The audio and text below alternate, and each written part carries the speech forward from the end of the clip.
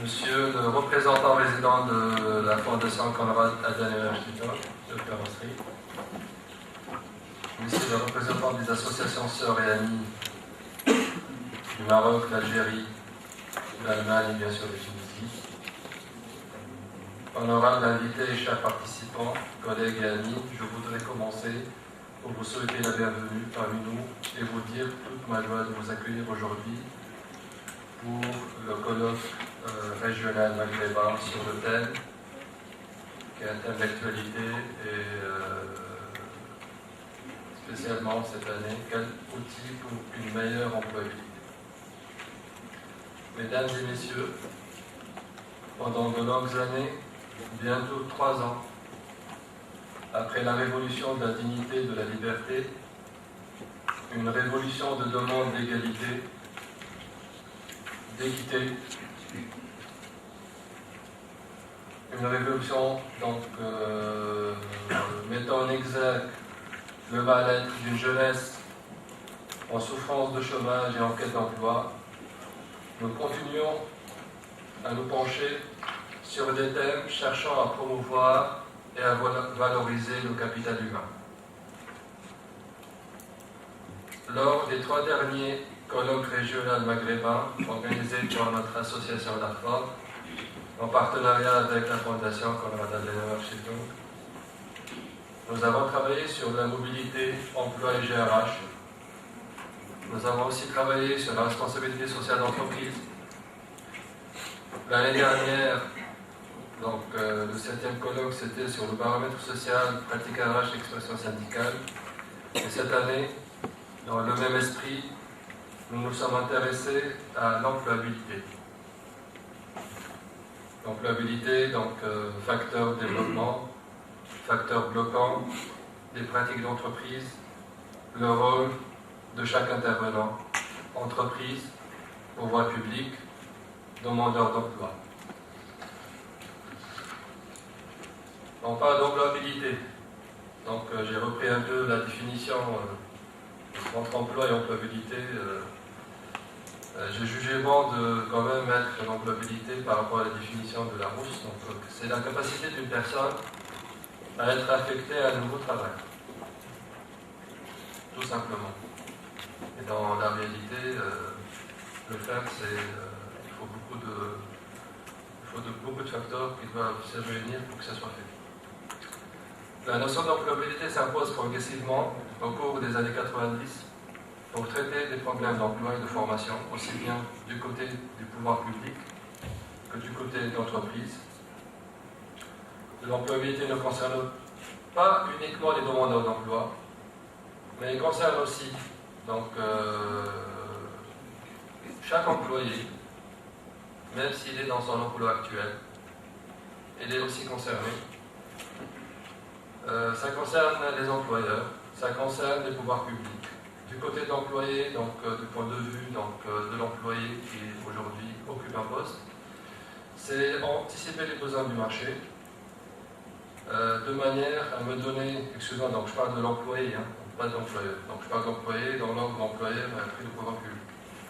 Donc anticiper les besoins du marché de manière à donner les moyens de travailler dans un secteur et dans une entreprise qui me convient et mener la carrière que je souhaite prendre en main, ma mobilité. Ne pas attendre autrui qu'on me dise où s'orienter.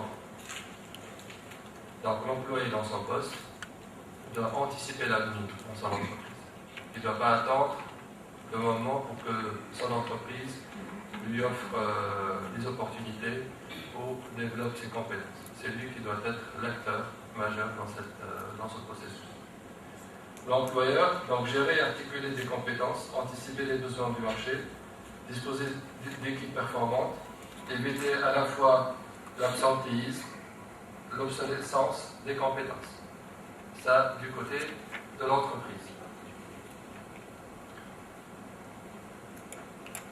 Du côté du pouvoir public, donc l'État. Donc l'information, répondre aux besoins du marché, anticiper les besoins du marché de manière à délivrer des diplômes et des formations certifiées, bien sûr permettant aux jeunes l'insertion rapide dans le marché d'emploi. L'accompagnement, le conseil avant et après la sortie des jeunes diplômés, elle est indispensable. Et aujourd'hui, il y a une défaillance majeure sur ce point. La défaillance vient du fait qu'aujourd'hui, nos agences d'emploi, les bureaux d'emploi qui sont implantés dans toutes les régions, leur rôle aujourd'hui se limite à faire apparaître les annonces des entreprises. Alors que, à mon sens, le rôle majeur d'un bureau d'emploi ou d'une agence, c'est de conseiller, d'accompagner les demandeurs d'emploi dans la région. Et l'expérience nous a montré que lorsqu'une entreprise dépose une annonce dans un bureau d'emploi, elle reçoit des tonnes de CV, ils ne sont ni sélectionnés, ni triés, et c'est l'entreprise en fin de compte qui fait tout le travail. En posant cette question au ministre de l'Emploi, et donc la réponse elle était très rapide et convaincante. Il me disait que j'ai un conseiller pour 900, tenez bien le chiffre, il a un conseiller pour 900 demandeurs d'emploi. Donc on peut tout demander au ministère de l'Emploi à travers l'ANETI ou à travers des agences, mais quand on a un seul conseiller pour 900 demandeurs d'emploi, la mission devient une mission impossible. Dernier point pour l'État, c'est l'encouragement des entreprises qui se fait aujourd'hui, et c'est grâce à ces encouragements que le chômage baisse légèrement. Et quand je dis légèrement, c'est avec des chiffres clés que j'ai pu récupérer de l'ENS. Donc les chiffres ont été publiés le 16 mai 2013 par rapport au premier trimestre de cette année. Donc le taux de chômage, il est de 16,5% versus 16,7% le quatrième trimestre 2012. Donc c'est une baisse très très faible. La création d'emplois sur le premier trimestre, elle était de 25 400 emplois sur les 3 premiers mois de l'année. Le chômage des femmes reste toujours très élevé par rapport aux hommes. C'est 23,3% des chômeurs sont des femmes. Et 13,1% des chômeurs sont des hommes. Le taux de chômage a diminué dans la plupart des régions. Quand je dis régions, c'est les grandes régions. Et donc les grandes régions, c'est quoi?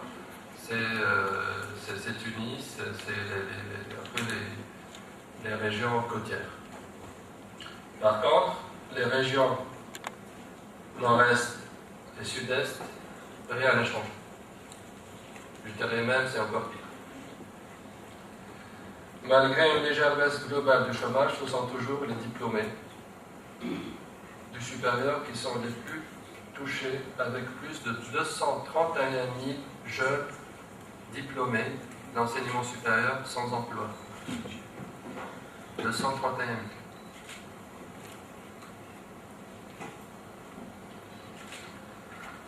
Donc je vous donne ces chiffres et ce constat, et j'espère que pendant ces 2 jours, nos chers intervenants vous donneront les recommandations et les pratiques pour nous dire comment faire aujourd'hui en Tunisie pour sortir un peu de cette impasse. Parce que cette impasse, ça fait des années, elle est encore là et on ne voit pas le bout du tunnel. Donc pendant ces 2 jours, j'espère que vous avez récupéré le programme. Donc on aura une conférence présidée, plutôt animée par M. Ridabouka. On a le premier axe qui est sur l'employabilité et gestion des compétences. Le deuxième axe, donc, sur la formation professionnelle au service de l'employabilité. Par la suite, l'axe suivant, c'est la formation professionnelle au service de l'employabilité. Donc, c'est la deuxième partie après donc l'après-midi. La journée de demain, donc on démarre avec l'action employabilité et gestion de carrière. Évaluation des dispositifs et politiques d'emploi, le quatrième axe. Et le cinquième et dernier axe traitera d'évaluation des dispositifs et politiques d'emploi. Mesdames et messieurs, je voudrais remercier tous ceux qui ont bien voulu contribuer de près ou de loin à la réussite de cette manifestation.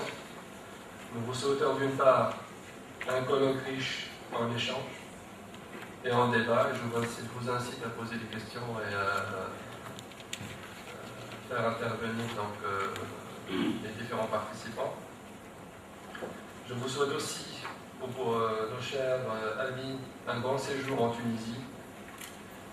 Je remercie vivement et chaleureusement monsieur le représentant de la Fondation Konrad Adenauer Stiftung Industrie, qui ne cesse de nous soutenir dans nos événements, que ce soit à l'université d'été ou colloque. Et la fin de l'année, on va aussi organiser le premier événement en Tunisie, donc l'ARFORC va organiser un événement important qui va choisir, entre guillemets, la meilleure entreprise en termes de pratiques RH, pour donner un peu une idée sur les pratiques RH dans les entreprises en Tunisie et créer une dynamique d'une année à l'autre pour pousser les entreprises à se benchmarker, à échanger et améliorer la fonction RH dans les entreprises tunisiennes. Je remercie aussi nos sponsors, bien sûr nos journalistes qui sont présents dans cette salle, qui ne cessent aussi de nous accompagner dans nos événements. Et enfin, je remercie donc tous les membres du bureau exécutif de l'association, que malgré les... Vous savez très bien qu'après l'évolution de la fonction RH dans l'entreprise, elle est de plus en plus sollicitée. Et malgré ça, les membres du bureau sont toujours présents et ne cessent aussi de contribuer aux différents programmes et projets.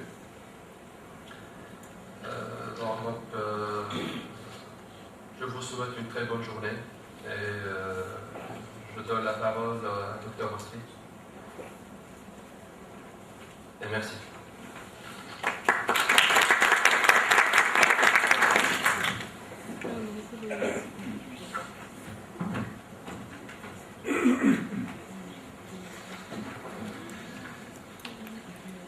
Monsieur Hatton, agent président de la Forge, mesdames et messieurs, chers amis, permettez-moi probablement de faire une petite remarque en ce qui concerne ce qui s'est passé hier en Tunisie.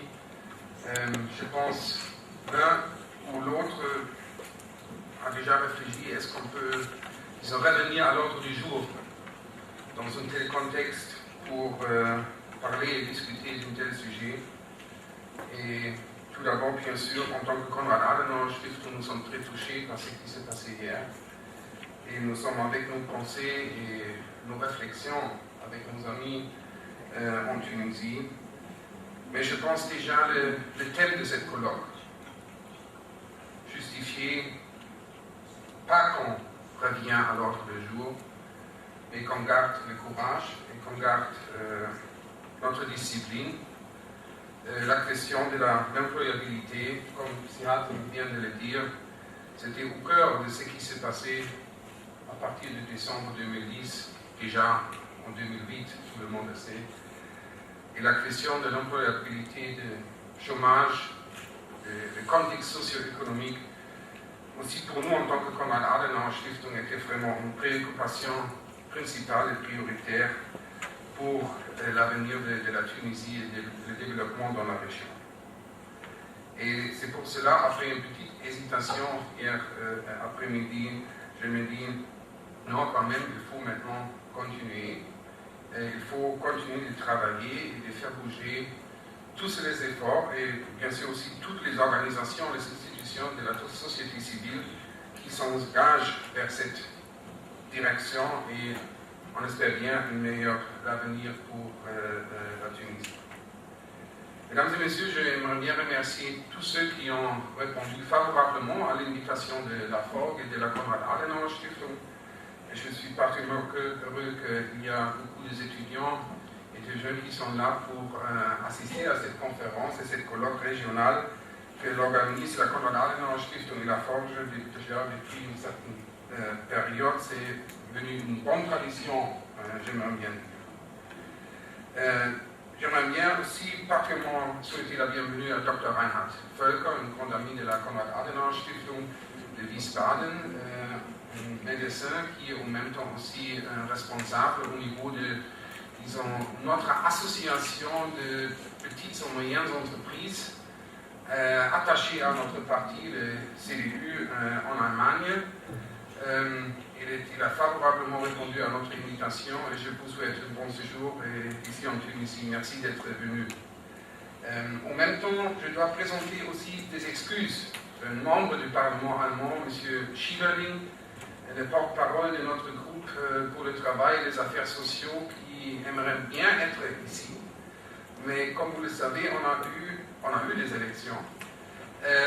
Et malheureusement, les deux grands partis qui vont se préparer pour créer un gouvernement, ils ont trouvé assez tôt un consensus pour commencer avec les négociations par rapport à la coalition. Et c'est pour cela qu'il était obligé d'annuler son voyage. Lui-même, il a pensé que ce sera en 1 semaine, 2 semaines. Mais bon, malheureusement, les CDU et les sociaux-démocrates, ils ont décidé de commencer déjà hier avec une discussion pour le prochain gouvernement en Allemagne. Et en tant que porte-parole, bien sûr, c'est évident, il était obligé de rester à Berlin pour, disons, négocier le meilleur résultat pour notre parti et pour l'avenir de l'Allemagne. Mesdames et messieurs, permettez-moi un petit remarque par rapport à ce que Sihat vient déjà dire, parce que je réfléchis aussi bien beaucoup sur la traduction du mot employabilité en allemand. Et je n'ai pas trouvé le mot qui correspond exactement à ce qu'on aimerait bien dire. Maintenant, vous avez nous donné la